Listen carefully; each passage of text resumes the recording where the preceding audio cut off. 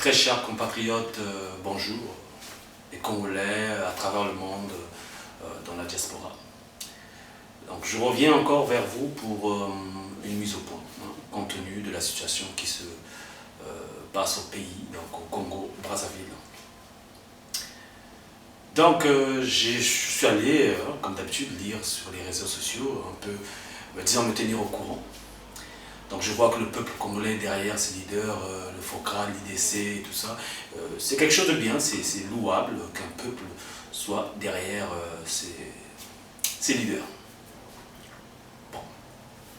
Comme je vous l'avais dit tantôt, il y a quelques jours de cela, j'avais fait un discours face à la position de la droite chrétienne par rapport à la situation qui prévaut au Congo-Brazzaville.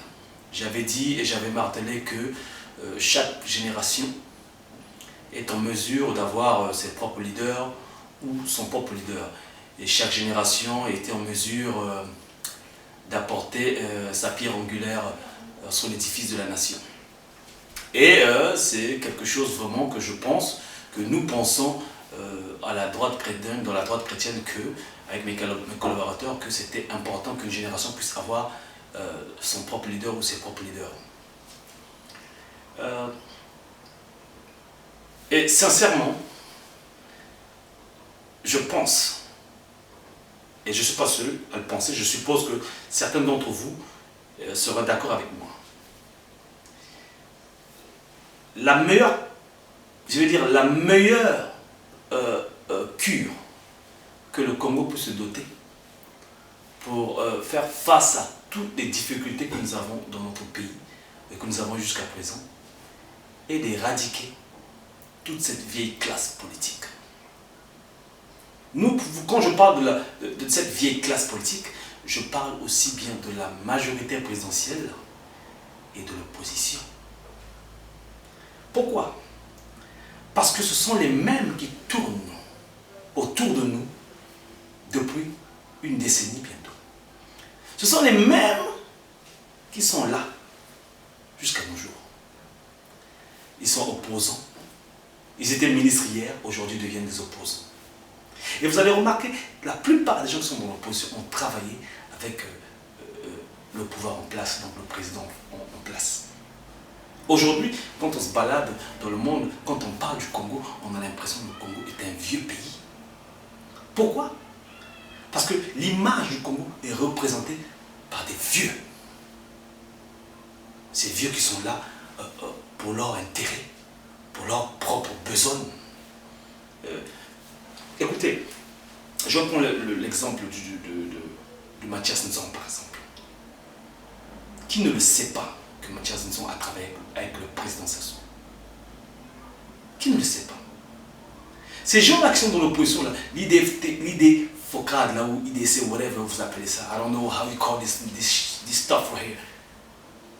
Mais ils n'ont pas moins de 2 millions de leur compte, ces gens-là. Parlons peu, parlons bien. Nous avons besoin d'une nouvelle génération pour faire face aux problèmes du XXIe siècle. Parce que nous ne voyons plus les choses de la même façon. Notre opposition est représentée par une vieille classe politique. Quand j'entends les Clément Merassa, quand j'entends parler des gens comme les Boubacar, je ne sais pas comment, parce que je ne fais même pas attention comment ils s'appellent. Quand j'entends parler des gens comme les Clément Merassa, les parfaits Kolela, écoutez, j'ai l'impression d'entendre de la cacophonie, j'ai l'impression d'entendre les mêmes vieux discours. J'ai l'impression de voir le pouvoir en place quand je les entends parler. Nous devons changer notre façon de voir les choses. Nous devons changer notre manière de se comporter. Ce sont les mêmes noms qui tournent autour de nous. D'abord, il y a eu Kolela père, Kolela fils, Sassou fils, Sassou père, ainsi de suite. Écoutez, nous devons éradiquer cette vieille classe politique. Tous ces vieux-là doivent partir. Il faut de la jeunesse au Congo-Brazzaville. Il nous faut de la jeunesse. Vous savez, ce que nous voyons au Congo, nous avons affaire à des inconscients, des hypocrites, des sournois, des subtils, des malicieux et surtout des manipulateurs. En ce moment, ils sont en train de manipuler l'opinion publique au Congo. Vous n'avez aucune idée de ce que c'est la manipulation. Quand on manipule un peuple, on est capable de l'instrumentaliser. Et quand on est capable de vous instrumentaliser, vous ne saurez même pas qu'on est en train de vous instrumentaliser. Pour éradiquer le tribalisme au Congo, nous devons nous débarrasser de cette classe politique, l'opposition et la majorité présidentielle. Et à ce moment-là, vous verrez qu'on ne parlera plus de tribalisme, qu'on ne parlera plus de dictature. Nous allons amener le pays sur une nouvelle dimension du XXIe siècle. Vous voyez, un pays comme les États-Unis, par exemple. Les États-Unis, son image est toujours au renouveau. Aujourd'hui, quand on parle des États-Unis, quand le président des États-Unis arrive, on voit que c'est une nouvelle génération qui est là. Bon, je ne dis pas que il faut, quand je parle de chasser les vieux là, qui sont au pouvoir, là, je ne dis pas qu'il faut les négliger, il faut les jeter, mais ils peuvent servir de conseillers. Vous voyez ce que je veux dire? Donc, il y a tellement de choses qui sont passées chez nous, que ces vieux, que cette génération-là, politique, nous ont fait subir. C'est pas possible. Les guerres que nous avons subies, par exemple. Est-ce que vous avez entendu un politicien venir s'excuser? Dire que, peuple congolais, nous nous excusons de ce que nous vous avons infligé? Personne ne l'a fait. Là encore, on voit le degré de l'inconscience, de l'immoralité de ces vieux dirigeants politiques. Mes frères et sœurs congolais, ne vous leurrez pas. Il faut se débarrasser de ces vieilles classes politiques. C'est impératif. C'est urgent. Que ce soit l'IDC Focrad, que ce soit la mouvance, il faut s'en débarrasser.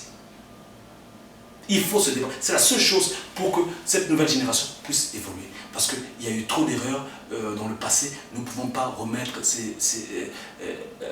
nous ne pouvons pas refaire ces erreurs-là. Parce que cette vieille classe politique doit partir. Et nous devons nous réorganiser. Cette jeunesse, et nous avons besoin, surtout vous les filles, nous avons besoin des femmes. Nous voulons que les femmes, les jeunes filles congolaises puissent adhérer à la cause. Parce que les filles ou les femmes, vous êtes dans vos coins, vous nous laissez faire. Je vois quelques jeunes femmes, quelques femmes qui sont sur l'internet, sur les réseaux sociaux, en train de se battre face à ce qui se passe dans notre pays, qui sont vraiment intéressées. Mais ce sont vos enfants qui sont à la ligne de mire. Nous sommes vos enfants, les mamans. Soutenez-nous. Il y a eu trop d'erreurs. Et la génération, cette vieille classe politique-là, moi, quand j'entends parler de Focrad, je trouve que c'est une machination. Et Focrad, IDC, pour moi, c'est de la cacophonie. Pour moi, c'est du chimère. Ça relève du chimère.